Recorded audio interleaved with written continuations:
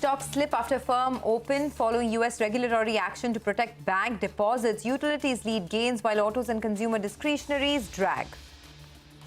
Tech Mahindra surges after Infosys President Mohit Joshi has been declared as the CEO designate for the IT major, while a shorter than expected term extension for IndusInd Bank CEO Sumant Katpalia proves a dampener. Blackstone has exited Sona BLW, in which it was classified as a promoter via a 20% block trade, while M&M sells a big slice of its holding in Mahindra CIE, which is now run by Spain's CIE Automotive. Adani Group stocks rally on a statement that says all share-backed promoter financing worth over $2 billion has been prepaid, along with $500 million raised to finance the Ambuja Cements acquisition.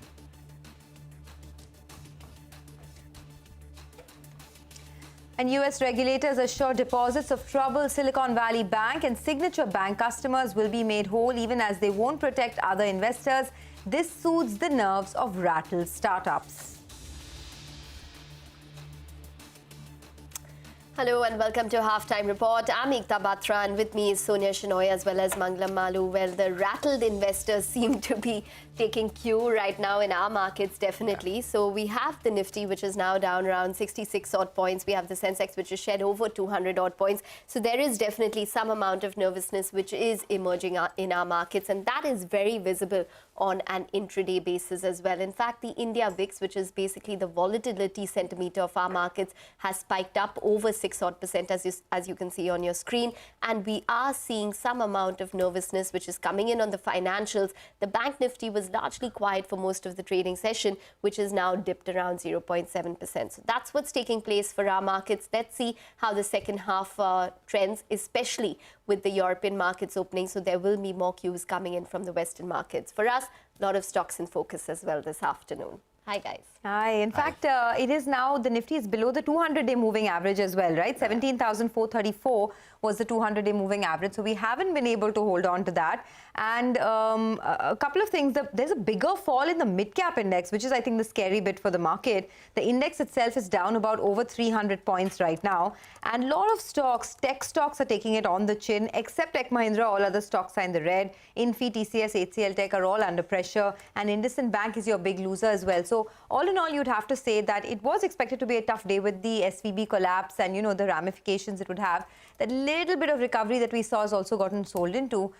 So I think it's advantage bears yet again. It is advantage bears yet again. And the open perhaps gave the bears, everything on a platter to perhaps go ahead and short the markets upwards of 17,500. We did see a lot of call writing on Friday as well. So there was supposed to be some sort of resistance upwards of 17,500. But all that and more in just a bit. Let's get corporate conversations going. We have Blue Star launching their new deep freezer manufactured at the company's new Wada factory. To discuss this and demand trends, we are joined by P. Tyagarajan, who's the MD of Blue Star. A deep freezer, something that we need for all of us here as well, given the sort of heat wave that is taking place. Mr. Tyagarajan, thank you so much for joining in. Before we talk about the deep freezers, etc., I just wanted your thoughts on the kind of growth that you foresee this summer, primarily because, a lot of reports do indicate that despite the heat waves, etc., previous heat waves too, haven't seen a noticeable correlation between higher temperature and higher sales. It's pretty random. Just wanted your thoughts on the same. Good afternoon, Mangalam. It is a pleasure interacting with you. See, if you're asking about room air conditioners, this drama begins every year. I've seen it for now 40 years. It is true that the room air conditioner business is seasonal. There is no doubt about it at all. See, close to around 40% of the profit may happen for room air conditioners during the summer season. First point is that it used to be peaking sometime in May last week. It started moving backwards. Nowadays, we are finding that it is advancing. The peak may happen in the April first week or March last week itself. Now, in terms of demand, I am talking about. I am not talking in terms of the actual sales. Now, if you are asking about primary sales, the dealers are beginning to stock across various locations. Now, summer setting in early will not mean summer will last for 5 months. It is also going to end early. That's what we have seen again and again. Now, all summer season, you will have rain somewhere, some storm building up somewhere. All this will happen. Taking everything into consideration, my assessment is the growth this year will be around 25% in terms of demand. That's what I estimate. And our own goal is that if the growth is 25%, we should aim for 30% growth. This is for the period March to June. That's how I will calculate. Basically, because I am seeing the summer season advancing year after year. Last year, if you recollect, it peaked in April. Everyone said that this market will double. There will be shortage of air conditioners, but it tapered off in May. So all put together, given the penetration rate, given the manufacturing capacity expansion that is taking place, ambitions of all the industrial players and their aspirations, I would bet around 25% growth for the industry. We are aiming to grow, if everything goes on well, by 30% compared with the previous summer. Okay, so 25% growth on an average and 30% compared to the previous summer. Got that. What would this mean for your market share, Mr. Tyagarajan? Earlier, you had guided for 15% by the end of FY25. Are we on track to do that? What's the market share currently? And what are you doing to gain market share? We are sticking to that forecast that our aim is to get to 15% market share, and I think we will end with around 13.5. You have seen for the past 5 quarters we have consistently performed well. We hope to close March also on a high note. Now, market share gain will come from primarily the bottom of the pyramid.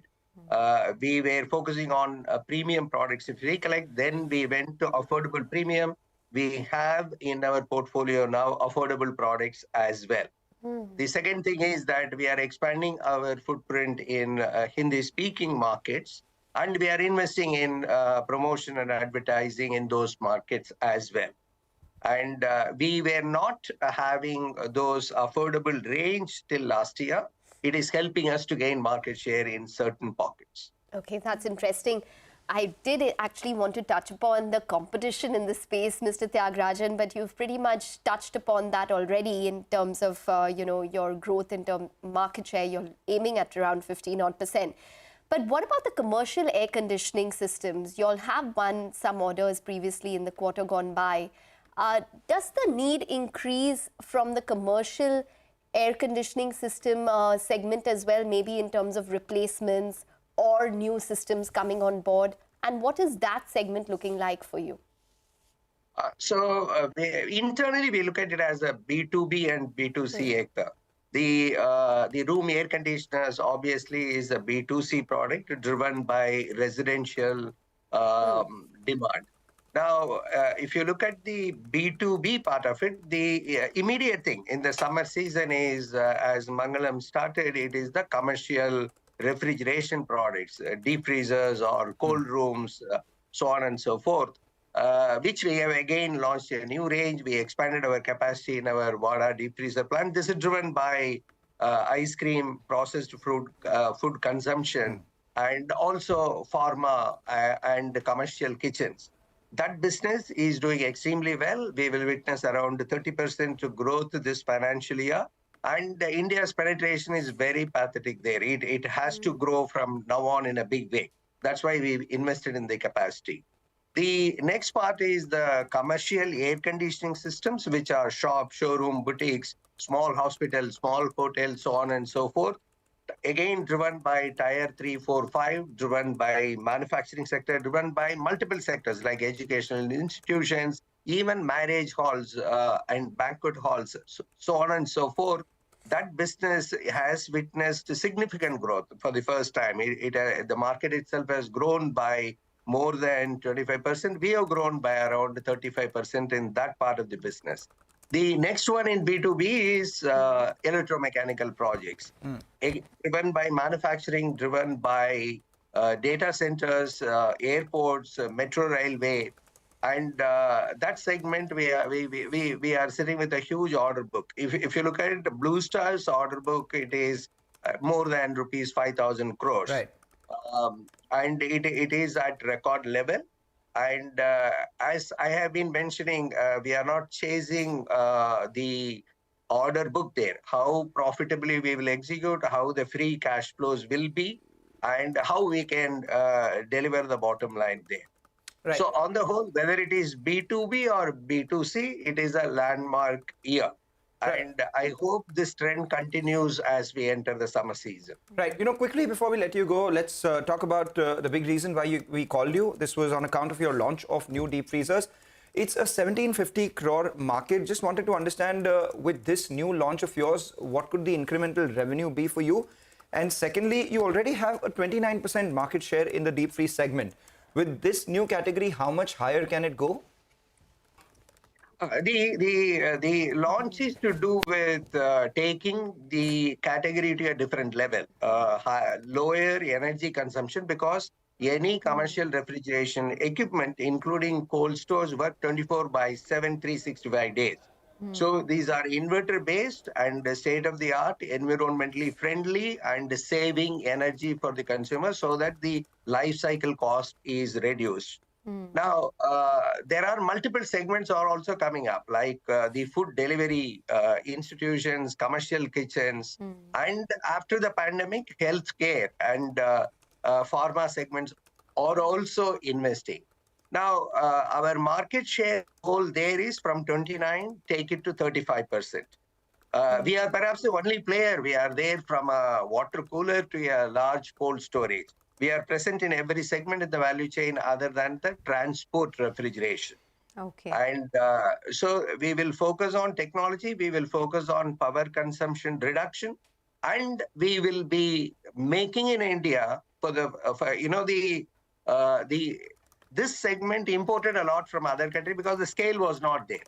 Now that scale is available, it will be possible to make in India. Okay. All right. Well, thanks a lot for joining in and giving us an update on the business, and all the best. That's Blue Star. Thank you very much. Thank you for being with us. That's Blue Star. But let's do one thing. Let's take a quick break. On the other side of the break, lots more on the market. Here's a quick programming note. Tomorrow on the 14th of March, CNBC-TV18 will host what will be India's largest summit on gender parity in Delhi. Women leaders from all walks of life will come together to brainstorm and help take decisive steps to bridge the gender inequality that exists in India and across the world. The event starts at 4:30 p.m. tomorrow, and you can catch all the live action right here on CNBC-TV18.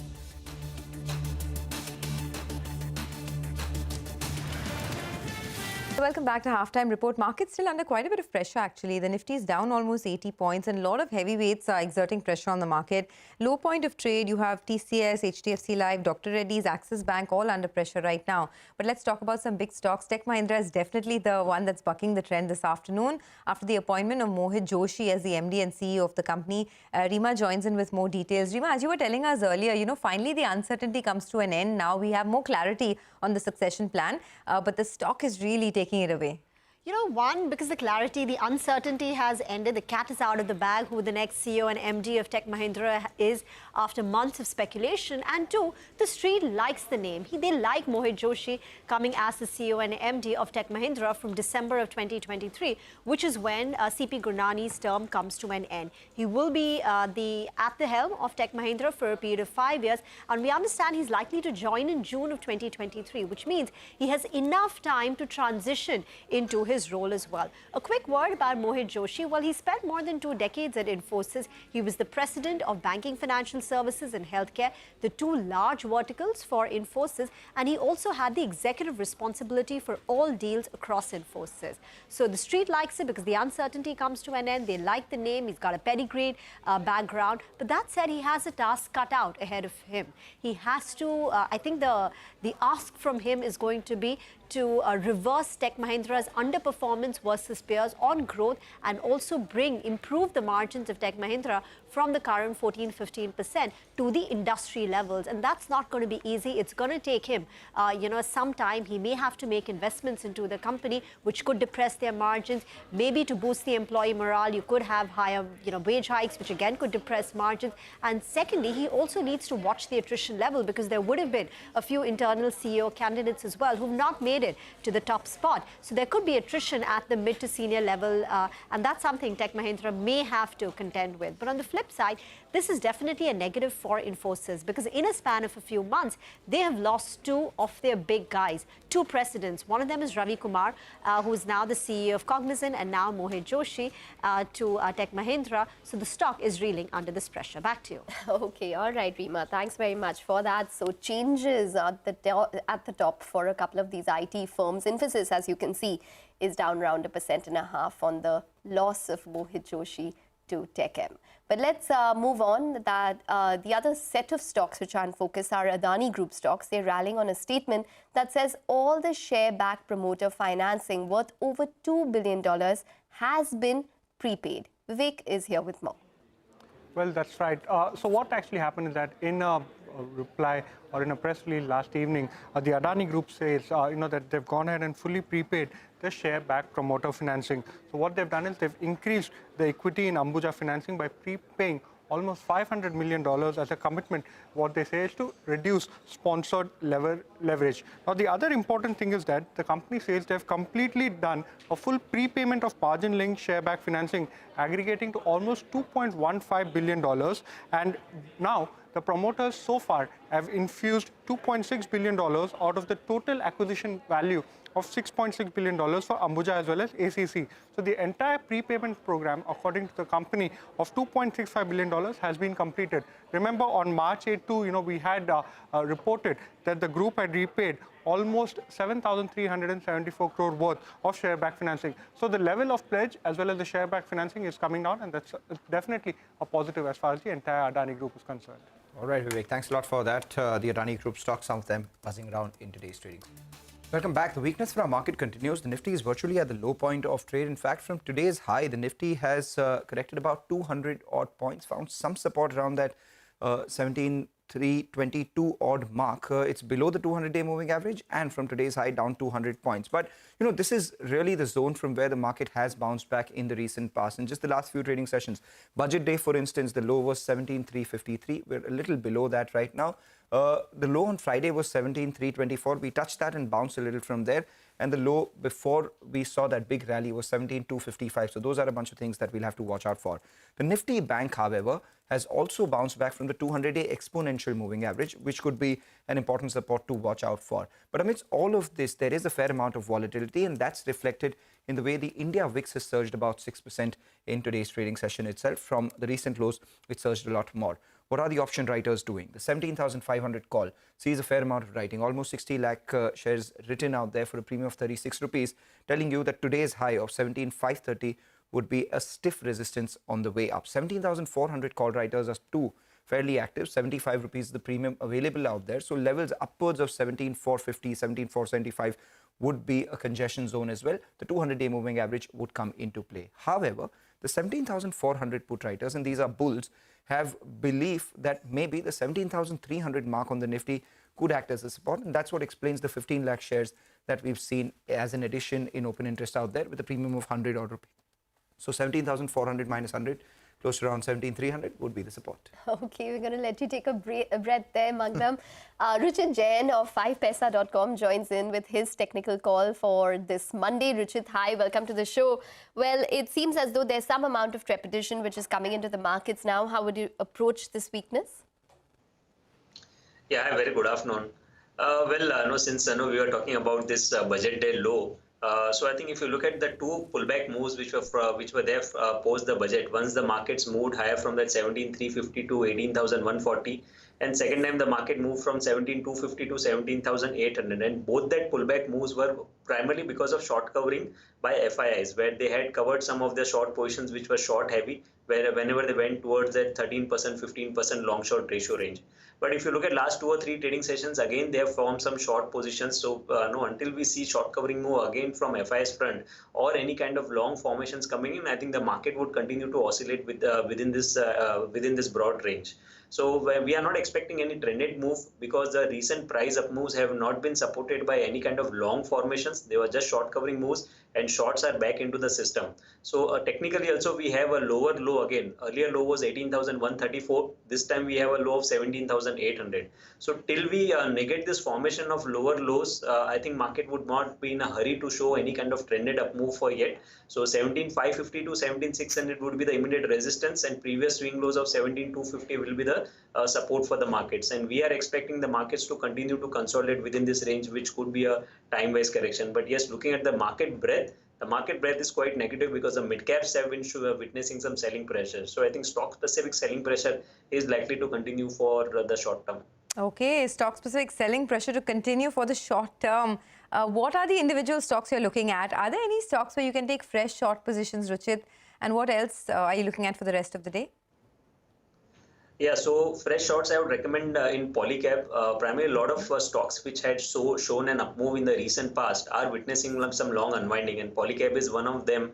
Where we can see some unwinding of positions. In fact, some short formations were seen in Friday's session too. So Polycab on a bit of pullback move towards the 2930, 2940 range could be seen as an opportunity to go short with a stop loss about 3020. We expect targets around 2825 first, 2825, and that is broken. Then 2780 could be seen in the near term. One contra buy I would give is in ONGC. So this is one of the stock, but irrespective of market move, I think this is holding its 20 EMA quite well. And I think some defensive buying would be there, which would keep this momentum intact in ONGC. So one can go long over here with stop below 152 for potential targets around 166. Okay, all right. Thanks a lot for that. Well, the market is off its highs, and it's in fact the market is now at the Nifty is now at the lowest point of trade. If you look at it, 81 points lower, and big fall in the mid-cap index, almost 1.5% gone over there. Let's slip into a short break. We'll get you more on some stock-specific action as well on the other side. Stay tuned. Welcome back to Halftime Report. Lots coming up in the next half an hour. On the show, we'll talk about all the buzzing stocks at the moment. As you can see on your screen, the markets are under pressure. One stock that's down 3% is Sona BLW. Now, let's talk a little bit about this stock.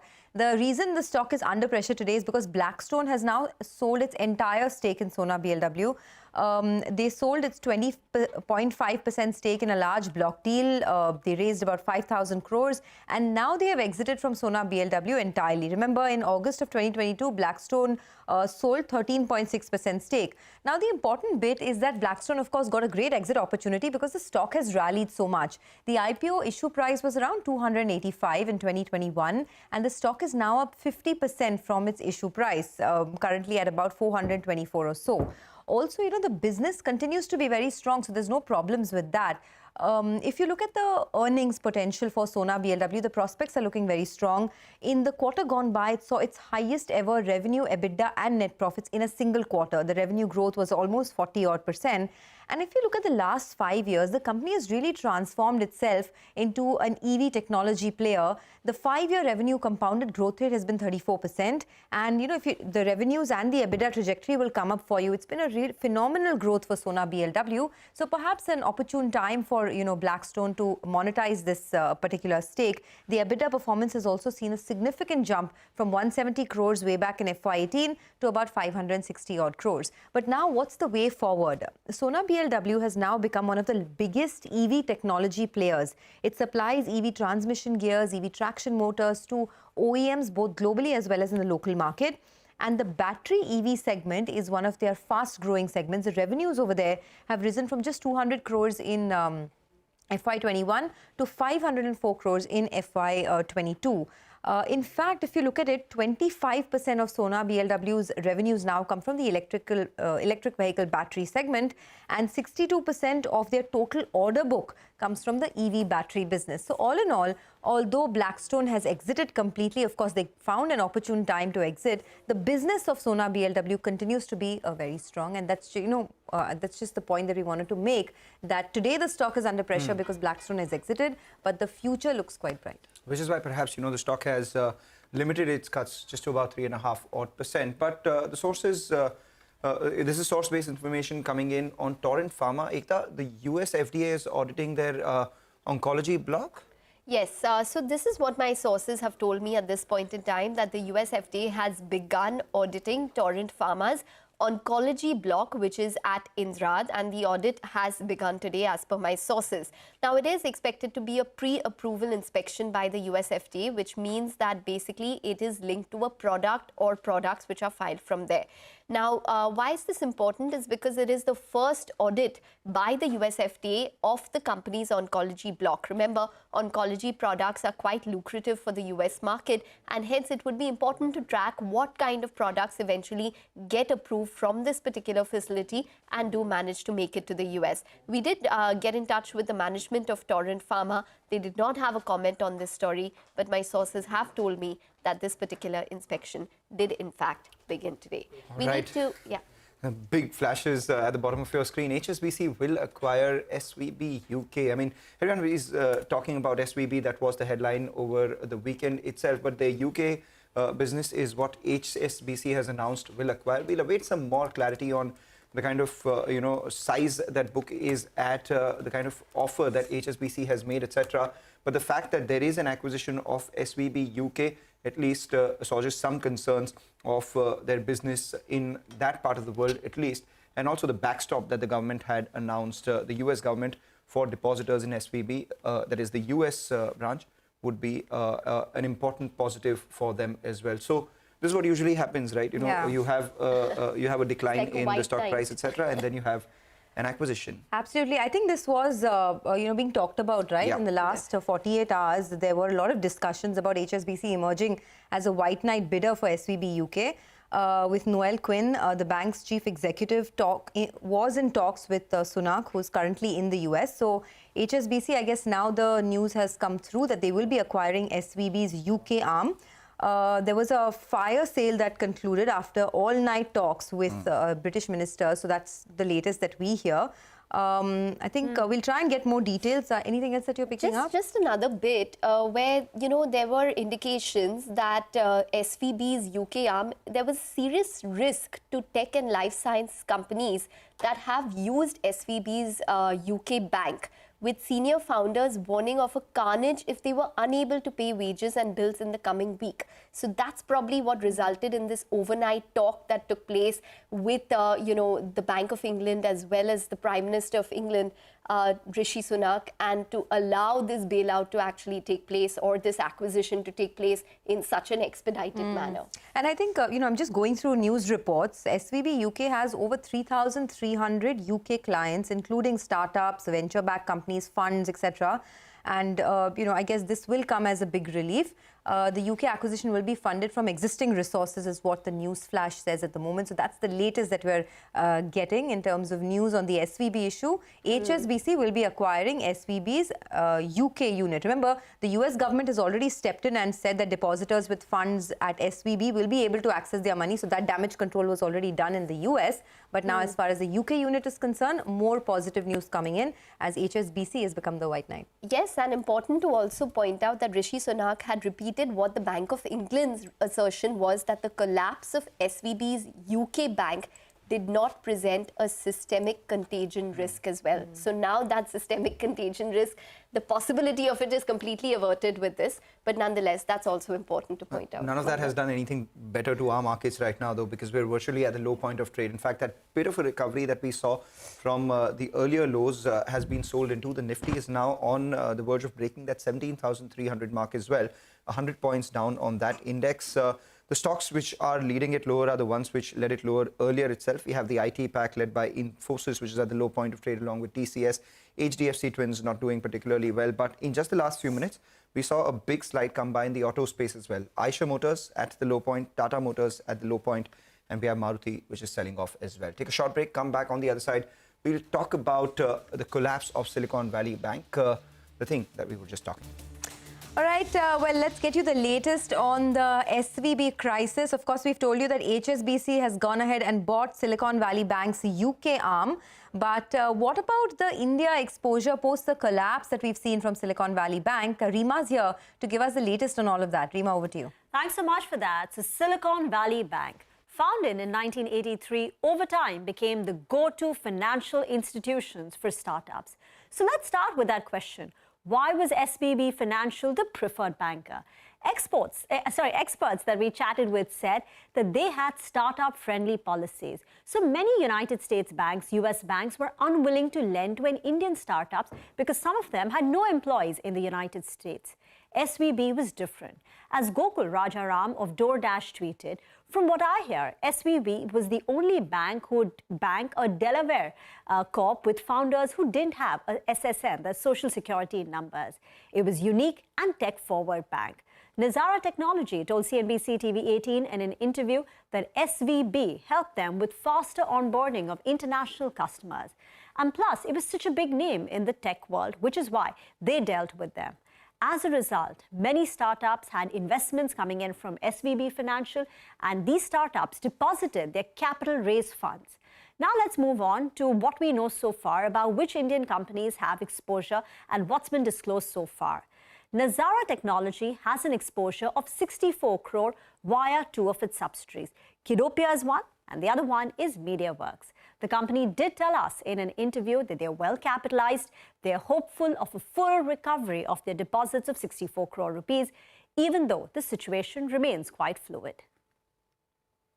The overnight statement by Senator Yellen saying that the government will kind of, ensure that all depositors are covered, not only the amounts covered by $250,000, but beyond that as well, gives us a lot more hope. They offer, especially for international companies like ourselves and our subsidiaries, much faster onboarding and on-ramping, for accounts.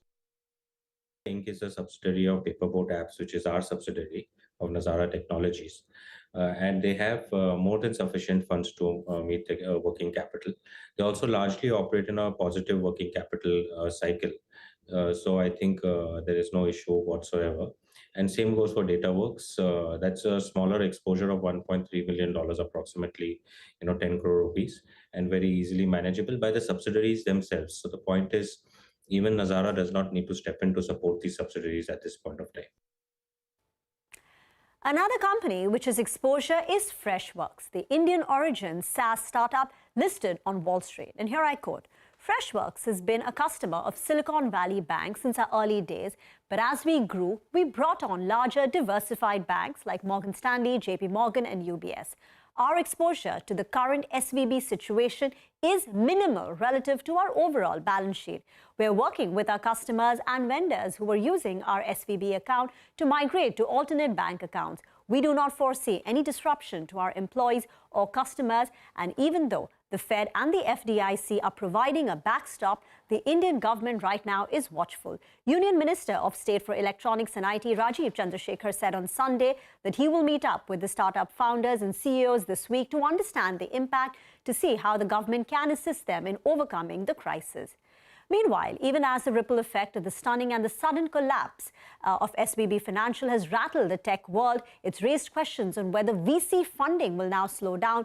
Will it adversely impact the job markets? For now, experts believe the wider sector fallout from this appears to be limited. Back to you.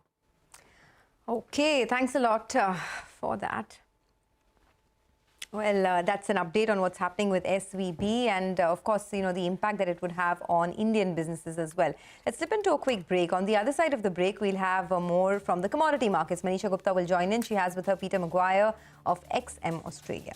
Welcome back, and joining us on the show now is Peter McQuire. He's CEO at XM Australia. Peter, hi, good to have you. And what a strong start to the week where we are looking at almost all metals trading in the positive. So tangible commodities really seem to be back. And the reason is the decline in US dollar and expectations that US Fed perhaps will move for 25 basis points. With the kind of knee-jerk reaction that we've seen today, how do you look at the rest of the week panning out?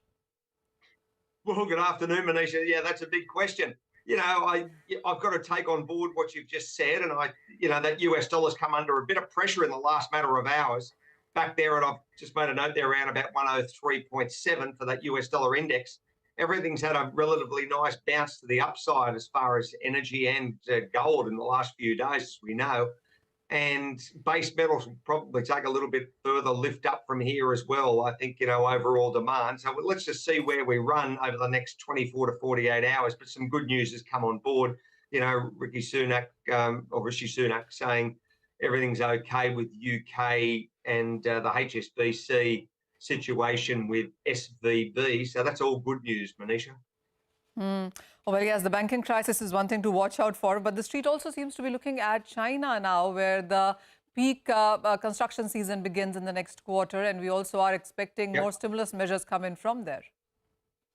Well, exactly right. So there'll be more increase as far as demand for hard commodities, as we know, base metals and so on that go into building. And you've come out of that winter period, you've put the Lunar New Year behind us, you've got very much an engaged internal structure in China. They want to really hit some numbers, and naturally they've just got to move quickly for that to happen. And a property sector that they're going to try and support us in any way possible. So I don't think they're going to allow any thoughts of failure. So it's all onward and upward, and plenty of mouths to feed over there, and plenty of demand, Manisha. So I think it's a good time for miners and so on. Okay. The U.S. non-farm payroll data is something that the markets have digested, and now we wait for the U.S. CPI numbers that come in tomorrow. Yeah. Between all of this, as you said, these are perhaps good buying opportunities. So what kind of an upside, and what will you really watch out for? Well, I've got to keep an eye on the CPI. I mean, everyone's focused on that. That's really, front and centre.